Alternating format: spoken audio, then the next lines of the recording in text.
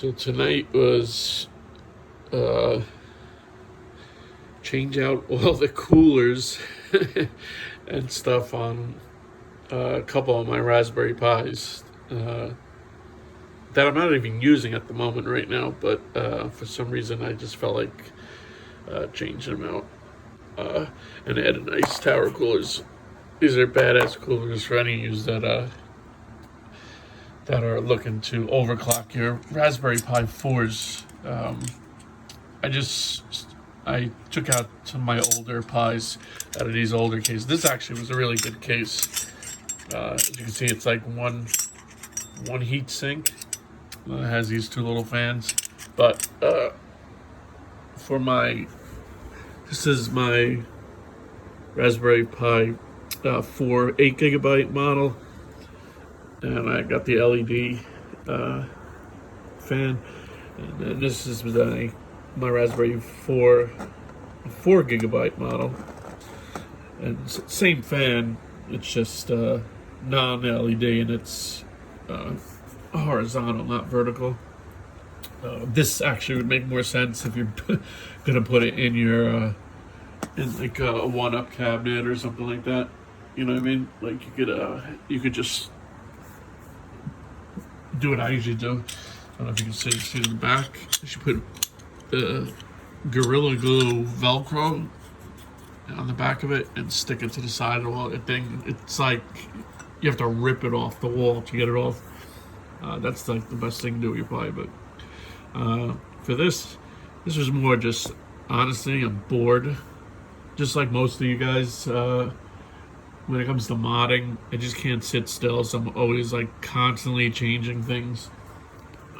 Really, this is the whole setup. It runs off this hard drive. So I gotta even see if this works. But it's right now currently the 8 GB Pi is running off this hard drive. And I even have my computer out of the arcade right now because I'm working in that too. That has I just put a Ryzen 4700G CPU in it. I'm waiting for the motherboard and case and power supply. For those that you don't know, Ryzen 4700G is awesome. It's 8 cores, 16 threads, 4.4 gigahertz. But it's the only Ryzen at that tier that comes with onboard graphics. And I know, like, most people say onboard graphics is stink, but it's Radeon graphics, and the GPU is running at 2100 megahertz. So it kills for emulation. So if you get your hands on a Ryzen 7 4700G CPU, grab it. You have to get it from like a build like that. That's why I'm taking it apart. It's like a Best Buy type build. HP, there's a couple different other brands make it. It's the only way you can get the CPU, and then you take it out and you throw it on a real gaming motherboard and stuff, so you could overclock it and stuff like that. But I got that from a friend, and I was able to get it and take it out, take the stuff apart, so I can get the CPU out and then use that CPU with good other parts just for emulation. It's purely what I'm using it for. So, but just wanted you to take a look at this. Well, I went off my modding rant, but it's pretty cool. It is pushing a lot of air. I mean, I can feel the cold air blowing. Before, this was actually moving on the floor. But I have Velcro on the bottom, so now it stops. But I mean, it's really, these fans put out a lot of cool. It's definitely cooling a lot better than those other ones were. All right, so if anyone's interested, these are the fans. They can go in many different cases. You don't need to buy any specific case to put it on. I went with these cases, but you could use pretty much any of them, because the bracket fits on the 4-way screws that on almost every Raspberry 3 and 4 Pi. They have these same 4 screws on all of them, and then you can just adjust.